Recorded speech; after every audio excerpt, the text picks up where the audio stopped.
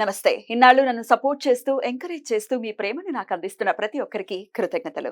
అలాగే ఈ వీడియో కూడా ఖచ్చితంగా మీకు ఉపయోగపడుతుంది. లైక్, షేర్ అండ్ సబ్స్క్రైబ్ చేసి మీ సపోర్ట్‌ని నాకు అందించండి. అలాగే ఈ వీడియో పట్ల మీకున్న అభిప్రాయాన్ని కామెంట్ సెక్షన్‌లో కామెంట్ చేసి తెలియజేయండి. ఇప్పుడు వీడియోని చూద్దాం. నమస్తే. Welcome to our channel. నేను పద్మిని. యూట్యూబ్ అనే మహాసముద్రంలో ఎంతో మంది యూట్యూబర్స్. కొంతమంది మనల్ని నవ్విస్తారు, కొంతమంది మనల్ని ఆలోచింపజేస్తారు, కొంతమంది మనకెన్నో కొత్త విషయాల్ని నేర్పిస్తారు, కొంతమంది మనల్ని ఇన్స్పైర్ చేస్తారు. ఈరోజు మనతో పాటు ఒక అద్భుతమైనటువంటి వ్యక్తి ఉన్నారు. One of my favourite YouTubers అని చెప్పుకోవచ్చు. ఆయన చేతి వంట, అమ్మ చేతి వంట ఎంత కమ్మగా ఉంటుందో ఆయన మాటలు అంత తీయగా ఉంటాయి. అలాగే ఆయన మోటివేట్ చేస్తూ ఉంటారు. ఎన్నో ఆధ్యాత్మికమైనటువంటి విషయాలు చెప్తూ ఉంటారు. మనల్ని అప్పుడప్పుడు నవ్విస్తారు. మరీ అవసరమైతే భయపెడతారు. ఒక్క మాటలో చెప్పాలి అంటే షడ్రసోపేతమైనటువంటి భోజనాన్ని పెడతారు అని చెప్పొచ్చు. ఆయన మరెవరో కాదు, మనందరి ఫేవరెట్ యూట్యూబర్ పళని స్వామి గారు మనతో పాటు ఉన్నారు. మాట్లాడదాం. నమస్కారం అండి. సో మొత్తానికి వంటల విషయంలో అయితే తిరుగులేదు. అయితే మీరు చెప్పేటటువంటి విధానంలో కూడా రకరకాల వంటలు, రకరకాల వైదిక పద్ధతిలో ఉన్నవి మాత్రమే చెప్తూ ఉన్నారు కదండి. అయితే అందులో కొన్ని కొన్ని ఇంకా ఇంకా ఇంకా ఇంకా ఎక్కువ రీచ్ ని ఉన్నాయి. అందులో కాకరకాయ కూర అనుకోవచ్చు, గుత్తి వంకాయల కూర అనుకోవచ్చు. మీకు ఇది కాకుండా ఇంకా ఏంటి ఫేవరెట్? గోంగూర కాకుండా పనసపొట్టు కూర ఆవ పెట్టింది ఖచ్చితంగా ఆవపడాలి, ఇంగు పడాలి, ఉమ్, ఏరి తగ్గకూడదు. ఉమ్, ఏరి తగ్గినా దాని అందం ఉండదండి. ఉమ్, పనసపొట్టు కూర అంటే నాకు బహుప్రియం. ఉమ్, అలాగే వంకాయ మెంతికారం పెట్టినటువంటి కూర, ఉమ్, దోసావకాయ. ఉమ్. అసలు పెళ్లిళ్లలో మన ఇంట్లో ఏ శుభకార్యం జరిగినా 100%. దోసావకాయ పక్కన జత ఏమిటని అడగనే కందిపొడి. కందిపొడి, అవును. అవును. ఈ రెండు. అలాగే వంకాయ పులుసు పచ్చడి. అది వంకాయ పచ్చడి అంటే మన పక్కన ఎంత ఇష్టం అండి. అవునండి. కాల్చేసి పచ్చడి చేస్తారు. పచ్చడి చేస్తారు. పచ్చి పచ్చి. అది వంటను ఎలా చేయాలంటేనండి మక్కువతో చేయాలి. అవును. యా. అంటే మక్కువ అనే పదం కొంతమంది పిల్లలకి ఇప్పుడు అర్థం కాకపోవచ్చు. ఇష్టం పెట్టుకుని చేయాలి, మనసు పెట్టుకుని చేయాలి. ఒక్కొక్కసారి కొత్తగా అభ్యాసం చేసుకున్నప్పుడు వంట పాడవడం సహజమే. అయినప్పటికీ కూడా అది వచ్చేందుకు వదిలిపెట్టకూడదు. నిజంగా అది కనుక తయారు చేసుకున్నామంటే ఒక ఆదరం వేసుకున్నా 1కి 4 సార్లు కలుపుకుని శుభ్రంగా అన్నం తినేయచ్చు. అంతేనండి. 100%. 10 రకాలు ఉండక్కర్లా. ఒక ఆదరమైనా కరెక్ట్. రుచికరంగా. అందుకే దంతసీరి ఉండాలి. తినేవాడు దంతసీరి ఉండాలి. మా అమ్మ కూడా అదే దంతసీరి ఉంది కనుక గోంగూర పచ్చడి నాకు దక్కింది. దంతసీరి ఉండాలి ఖచ్చితంగా. అంటే ఎవరైతే చేస్తున్నారో తినేవాళ్ళకి ఆ దంతసీరి ఉంటే ఆ రుచితో తింటారు అని పెద్దవాళ్ళు అంటూ ఉంటారు. అలాగే ఈ చేతిలో అమృతం కూడా ఉండాలి అని అంటారు. ఉండాలి. కొంతమంది అంటారు, ఏమంటే గరిటి రుచులని ఎవరు అడగరు, మీ చేతి రుచి తింటాను. ఎగ్జాక్ట్లీ. మీ గరిటి రుచి తింటానని ఎవరు అనరు. కొంతమంది అంటారు, ఏమిటండి చేతులతో కలుపుతారంట. చేతులతో ఆవకాయ చేతులతో కలిపితే ఎలా కలుపుతాం? పులిహోర చేతితో కలపకపోతే ఎలా కలుపుతాం చెప్పండి. కాబట్టి చేతి రుచే. అందుకే చేతి రుచిని బట్టి వస్తువు కొంతమంది చేతిలో పాడవదు తెలుసండి. అవునండి, అవును. కొంతమందికి మజ్జిగ పులవదు, కొంతమంది ఇడ్లీ పిండి పులవదు, కొంతమంది చేతితో చేతి మహిమే అంతేనండి. అది అలవాటండి. ఆ చేతికి అది అంటుకుపోతుంది అనమాట.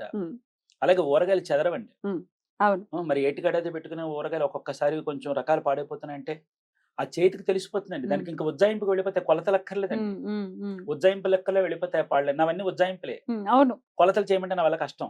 అతి కష్టం చెబుతానేమో తప్ప నావన్నీ కంటి ఉజ్జాయింపులు, చేతి ఉజ్జాయింపులతో వెళ్ళిపోతుంది అనమాట. మీలాగే అలవాటైందిలేండి మాకు కూడా. ఉజ్జాయింపుగా మెల్లిమెల్లిగా వస్తుంది. ఒకసారి ఎక్కువ అవుతుంది, ఒకసారి తక్కువ అవుతుంది. ఏం పర్వాలేదు, వచ్చేస్తుంది. తర్వాత రుచి ఎలా చూడాలో కూడా చెప్తారు. పక్కకెళ్ళి రుచి చూడండి, అందులో పడిపోతే అసహ్యంగా ఉంటుంది. ఇలాంటివి అంతే కదా ఎవరికైనా. అయితే ఎవరైతే మనం ఇదివరకు రోజుల్లో చూసుకుంటే అతిథి లేకుండా భోజనం చేసేటటువంటి పరిస్థితి ఉండేది కాదు. ఇవాళ రేపు అతిథి వస్తే ఓడి వీడి మొహం అంటే ఇప్పుడు ఎందుకు వచ్చాడు అని తిట్టుకునే పరిస్థితి ఉంది. అందుకే రకరకాల కష్టాలు కూడా ఉన్నాయి.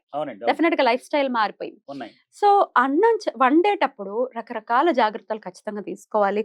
స్టవ్ దగ్గరికి వెళ్తున్నాం అంటే సాక్షాత్తు అక్కడ అగ్ని ఉన్నాడు అంటే ఈశ్వరుడు ఉన్నాడు అక్కడ. స్నానం చేయకుండా, మొహం కడుక్కోకుండా, నైటీలు వేసేసుకుని వంటలు చేయటం, దానికి గౌరవం లేకుండా చేయటం అనేది జరుగుతుంది.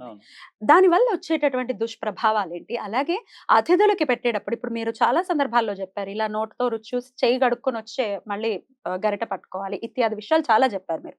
సో ఇంటికి ఎవరైనా వచ్చినప్పుడు ఎలా మనం వంట చేసి పెట్టాలి? అసలు నిత్యం కూడా మనం ఇంట్లో ఎలా వంట చేసుకోవాలి సార్? చెప్పండి సార్. చెప్తాను. ఇప్పుడు ఏంటంటే కాలమాన పరిస్థితుల్లో ఉద్యోగాలని, వ్యాపకాలని అవన్నీ ఇవన్నీ వెళ్ళిపోతున్నాయి. కానీ ఏంటంటే మడి సాగకపోయినా పర్వాలేదు, కానీ ఉన్నంతలో కాస్త విధానాన్ని పాటిస్తే చాలు. తడిపారేసిన బట్ట కట్టుకోవడం. ఆ బట్ట కట్టుకునేదే కాస్త తడిపారేసిన బట్ట మడిగా కట్టుకోవడం, దేవుడికి దీపారాధన చేసుకుని పాత్ర అలంకరణ ఖచ్చితంగా ఉండాలి. అవునా? పాత్ర అన్నపూర్ణాదేవి స్వరూపం కదండి, మనకి జీవనాధారం, మెతుకు బతుకు అవునండి. కదండి. ఆ మెతుకు మనకి వంట పట్టాలంటే పాత్రకి సంస్కారం అనేది ఒకటి ఉంటుంది అనమాట, అలంకరణ సంస్కారం. దాన్ని ఆరాధ్యంగా మనం పెట్టుకుని ఆ పాత్రకు అలంకరణ చేసుకుని మన ఇష్టదైవాన్ని ప్రార్థన చేసుకుని దాని మీద వంట వండుకుని ఆ వండే గిన్నెని కొంతమంది ఏమిటంటారంటే, ఏమంటే మహానైవేద్యాలు మా ఇంట్లో ఆనవాయితీ లేదండి అంటుంటారు. దేవుడికి నైవేద్యం పెట్టడం ఆనవాయితీ, పెద్దవాళ్ళకి అన్నం పెట్టడానికి విధాయకం ఏమిటి చెప్పండి? కరెక్ట్. అన్నం తినడానికి ఆనవాయితీ ఉందిగా మనకి కదండి. ఇప్పుడు పెద్దవాళ్ళు ఉంటారు, వాళ్ళకి పెట్టి మనం తింటాం. కరెక్ట్. పసిపిల్లలు ఉంటారు, వాళ్ళకి పెట్టి మనం తింటాం. దేవుడు మనకి పెద్ద, మన ఇంటి యజమాని. దేవుడికి నీవు పెట్టడానికి సాగుబడిన నాడు పెట్టు, సాగుబడిన వాళ్ళు దండం పెట్టు. అంతే తప్ప ఇవాళ పెట్టానుగా ప్రతి నెల ప్రతిరోజు దానికోసమే కూర్చుంటాడని మాత్రం అనుకోవడానికి లేదు. ఈ అన్నం గిన్నె ఈ పొయ్యి పక్కన పెట్టే బదులు అది తీసుకొచ్చి దేవుడి మందిరం దగ్గర పెట్టు. ఇక్కడికి అక్కడికి పెద్ద దూరం ఏముంది? అయితే భావన మారుతుంది, ప్రసాదం అవుతుంది కదండి. ఇది ఇక్కడ అన్నం, అక్కడికి వెళితే అమృతం. అప్పుడు ఆ మెతుకు మీద అరే మనం ఈ మెతుకును వృధా చేయకూడదు అనేటటువంటి ఒక భావన, జిజ్ఞాస కలుగుతుంది, ఖచ్చితంగా. భావన ఖచ్చితంగా కలుగుతుంది. అవునండి. ఈ అటు పెట్టడం, నువ్వేం వండుకున్నావనే తర్వాత విషయం, కానీ వండుకునేదేదో ప్రతిదీ ఆయన దగ్గర పెడితే ఆ గిన్నె పళంగా పెట్టేయచ్చు అంటారా? పెట్టడమే. ఈ స్టీల్ గిన్నెలో వండాము, లేకపోతే సెవెన్ గిన్నెలో ఏదైనా వండాము, కానివ్వండి. పెట్టేయండి. ఏమండి మనం పాత్ర నెంచడానికి వెళ్ళేది, ఎవరి ఇంట్లో ఏది సామర్థ్యం ఉందో దాన్ని పెట్టుకుంటాం. అంతేనండి, అంతే. దాన్ని తీసుకొచ్చి అక్కడ పెట్టు, ఈ పెట్టేది అక్కడ పెట్టు. నువ్వు ఏ దేవుడినైనా నమ్ము, నువ్వు పెట్టేది అక్కడ పెట్టు. దానివల్ల అవుతుంది, నువ్వు వండుకున్న పదార్థానికి అది అమృతం ఆపాదించబడుతుంది భగవంతుడి యొక్క దృష్టి చేత. దీనికి ఆచారం అక్కర్లే, ఆచరిస్తే ఆచారం, ఆచరించకపోతే అనాచారం. దీనికి పెద్ద వ్యత్యాసం ఏమీ లేదు. ఇది అక్కడ పెట్టామనుకో భావన పెరుగుతుంది. నువ్వు ఏదైనా చెయ్యి, అది అల్పాహారం చేస్తావు, ఏం చేస్తావు, పాత్రకు అలంకరణ చేయటం. మనం వంట చేసేటటువంటి ఆ అగ్నిహోత్రుడికి కాస్త మట్టి పొయ్యిలు అనుకోండి, కాస్త రంగవల్లి చేసుకుంటాం. లేదనుకోండి గ్యాస్ స్టవ్లు అనుకోండి, ఇంత పసుపు ఇంత విభూది రాసి బొట్టెట్టుకుని ఉన్న దాంట్లో నిప్పులు గడకక్కర్లేదు, అలా అని ఉన్నది మానక్కర్లేదు. ప్రతిరోజు స్టవ్ ని కడుక్కుని కాస్త ముగ్గు పెట్టి, ఎలాగో చాలా మంది చేస్తారు, పసుపు రాసి బొట్టు పెట్టేసుకుని చేసుకుంటాం. ఏదైనా కానీ అది కొంచెం అదే విధంగా చేసుకుంటే దానివల్ల ఏమవుతుందంటే మన వెనకాల వాళ్ళకి మనం సంపాదించే సంపాదన వల్ల వచ్చినటువంటి ఆ కష్టార్జితాన్ని ఏ విధంగా దాన్ని భాగ్యంగా తీసుకోవాలో అర్థమవుతుంది. వాళ్ళకి అర్థం కావడం కోసమైనా మనం ఆచరిస్తే బాగుంటుందని నా అభిప్రాయం. ఖచ్చితంగా అండి. చాలా అంటే వెళ్ళాలి మళ్ళీ మనం పూర్వపు లైఫ్ స్టైల్‌లోకి వెళ్తే తప్ప, ఇప్పుడు మనం చూస్తున్నాం ఎక్కడ చూసినా సమస్యలు, సమస్యలు, సమస్యలు. ఇవి తప్ప ఇంకోటి లేదు. ఇదివరకు కూడా ఉండేవి సమస్యలు. కానీ ఇదివరకు ఆదుకోవడానికి మనుషులు ఉండేవారు దగ్గరగా. ఇప్పుడు ఎవరు లేరు. మనుషులు కూడా లేక డిప్రెషన్ అనేది ఎంత పెనుభూతంగా మారిందో మనందరికీ తెలుసు. వయసుతో సంబంధం లేకుండా అందరూ డిప్రెషన్ అండి బాధ అనిపిస్తుంది. మరి మనిషి లేకపోతే డిప్రెషనే కదా వస్తుంది. రైట్. ఇక అతిథి విషయంలో కూడానండి, ఇది కూడా ఒకసారి చెప్పేసేయండి. వంట విషయంలో చాలా మంది ఈ వెల్లుల్లిపాయలు, అల్లం వెల్లుల్లి పేస్ట్ చేసుకుని ఖచ్చితంగా వంటల్లో ఇంక్లూడ్ చేసుకుంటూ ఉంటారు. మరి అది కూడా పెట్టచ్చా స్వామివారికి? పెట్టచ్చండి. పెట్టచ్చా? పెట్టచ్చండి, పెట్టచ్చు. ఉల్లిపాయ పెట్టచ్చా? పెట్టచ్చండి. ఎందుకంటారమ్మా మీరు గమనించండి, మనం మహాలయ అమావాస్య, పోలాల అమావాస్య అని మనకు ఉన్నాయి. భాద్రపద మాసంలో వస్తుంది మహాలయ అమావాస్య. శ్రావణ మాసంలో వచ్చేటటువంటిది పోలాల అమావాస్య చేస్తూ ఉంటాం. మన ఇళ్లలో కొంతమంది ఆచరించకపోవచ్చేమో, కానీ మా అమ్మగారు, మా మామగారు వీళ్ళందరూ మాకు చెప్పినటువంటి విధానాలు ఆ రోజున ఉల్లిపాయ వేసినటువంటి పదార్థాన్ని నైవేద్యం పెట్టడం అంతవరకు వెళ్ళారు. ఇప్పుడు చూడండి, ఇంట్లో పిల్లలకు కానీ పెద్దలకు కానీ పొంగు చూపినప్పుడు చద్ది నైవేద్యం పెడతామని చెప్పి అమ్మగా దండం పెట్టుకుంటాం. చద్ది నైవేద్యం అంటే కూడా కొంతమందికి తెలియకపోవచ్చు, సందర్భం చెప్పేస్తాం. మనం ఆ రోజు ఏం చేస్తామంటే మಣ್ಣీళ్ళు పట్టుకుని పొద్దు నుంచి సాయంత్రం దాకా ఏమీ తినకుండా మడిబట్ట ఆరేసేసుకుని సాయంత్రం దీపాలు పెట్టిన వేళ దేవుడికి దండం పెట్టుకుని ఎసరు పడేస్తారనమాట. వాళ్ళు మొక్కుకున్న ఎసరు, కొంతమంది తవుడు, కొంతమంది సోలడు, కొంతమంది సేరు, అంటే పావు కేజీ, అర కేజీ, 1 కేజీ బియ్యాన్ని బట్టి పాత్రకు అలంకరణ చేసి అన్నం వండేసేసి చల్లారిపోయిన తర్వాత దాని మీద ఏం చేస్తారంటే పెరుగు చుక్క వేస్తారు. పాలు పెరుగు వేసేసి తోడు పెట్టేసేసి అందులో అంత ఉల్లిపాయ వేసేసి వాసి కట్టేసేస్తారు.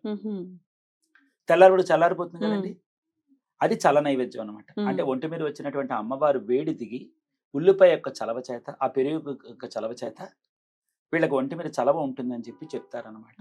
అలా 3 దఫాలుగా నీళ్లు పోయాలి. కొంతమందికి పొంగు చూపినప్పుడు ఈ విధంగా చేయడం చేత కాదు, అందుకని 3 సార్లుగా లక్షవారం, ఆదివారం, లక్షవారం అలా చేసి పెడుతుంటారు. అందుకని ఉల్లిపాయ, వెల్లుల్లిపాయ అనేది అది పక్కన పెట్టు. అది హింస అయితే కాదు, 100% కాదు. కాకపోతే రజోగుణం ఉంటుందనేది కదా భావన. ఏమండి ఒక్క రోజు తినేసినంత మాత్రాన ఉమ్, పెరిగిపోదు, ఉమ్. మొత్తం మానేసినంత మాత్రం తరిగిపోదు. ఆహా, స్వామికి నైవేద్యం పెట్టే విషయంలో ఏముంటదండి, ఏముండదా? వాళ్ళు ఏది వండుకుంటారో అది వాళ్ళకి. ఇప్పుడు అంతదాకా మీకు ఒక విషయం చెప్పనా? ఉమ్. ఇప్పుడు మాకు చిన్నప్పుడు నాకు పూట గడవడం కష్టంగా ఉండేదండి మా ఇంట్లో. నేను పూట కూడా చేసుకున్నాను. ఈ రోజు ఒకళ్ళ ఇంట్లో, ఆ రోజు ఒకళ్ళ ఇంట్లో, ఆ రోజు ఒకళ్ళ ఇంట్లో వారాల అబ్బాయి లాగా. అలాగే చేసుకున్నానమ్మా. కోమట్ల ఇంట్లో మాకు వాడు మా తమ్మన రామారావు గారు అని చెప్పి, పద్మావతి గారు అని చెప్పి మా నాన్నగారి స్నేహితులు. వాళ్ళకి 11 మంది పిల్లలు. ఆ. పూట గడవడం కష్టమైతే వాళ్ళ పిల్లలతో పాటు నీ పిల్లాడికి ఇంత అన్నం పెడతానులే సరోజిని, నీ పిల్లాడిని నా ఇంటికి పంపించని చెప్పి వాళ్ళు పంపించేవారు. మా అమ్మ అనేది ఒకే రోజు అందరికీ భారం అవ్వకూడదు, పూటకు ఓ రోజుకి ఒక పూట వస్తాడులే అని మా అమ్మ చెప్పేదనమాట. ఒకసారి దేవీలాల గారు అని మా ఇంటి దగ్గర మారబడీలు ఉన్నారు, సావిత్రి గారని మహాతల్లి, వాళ్ళ ఇంట్లో పక్కన నాకు అన్నం పెట్టారు. ఇలా నాకు ఎంతో మంది అన్నం పెట్టారు. ఒక్కసారి మా ఇంట్లో నేను ఆదివారాలు అప్పుడు ఎప్పుడైనా తినాల్సి వచ్చినప్పుడు కూరలు ఉండేవి కాదండి. ఇన్ని ఉల్లిపాయలు వేసి మా అమ్మ, ఇంత జీలకర్ర వేసి, అన్ని ఎండుమిరపకాయలు, పచ్చిమిరపకాయలు, చింతపండు నూరేసేసి పెట్టి దీన్నే 4 సార్లు కలుపుకు తినమనేది. ఆ రోజు ఏమైంది నా మడి? చెప్పండి. ఉమ్, నా కడుపు నింపింది కదా. ఉమ్. ఆ రోజు మా ఇంటికి వచ్చిన ప్రతి గంజి కాచి అది నంచుకు తినరా ఉరవా అనేది. దాన్ని కొంచెం కారంగా చేసేదండి, ఎందుకంటే అందరికీ సర్దాలి కదండి. కమ్మగా చేస్తే ఎక్కువ తినేస్తామని మా అమ్మ ఏం చేసేదంటే ఇంతమంది ఏ బాబాయ్. ఉమ్, చేసిందా. ఉమ్. అందుకని ఏంటంటే ఆ రోజులు వేరండి, ఆ తరిఫీదులు వేరు, ఆ పెంపకాలు వేరు. ఎలా తట్టుకున్నారండి? అంటే అమ్మగారు ఏం నేర్పారు? ఇప్పుడు కష్టం వస్తే చలించిపోతున్నారు. అసలు చిన్న కష్టం కూడా రాకూడదు పిల్లలకి అని తల్లిదండ్రులు ఔట్ ఆఫ్ లవ్. అదంతా ప్రేమే. మా పిల్లల సంతోషంగా ఉండాలని అనుకోవటం ప్రేమే. కానీ కష్టం నేర్పాలి గదా పిల్లలకి. నేర్పకపోతే అవును. రేపొద్దున పెద్దయ్యాక వాళ్ళు విలవెల్లాడిపోతారు కష్టం వస్తే. చాలా చాలా కృతజ్ఞతలండి. నమస్కారం. నమస్తే.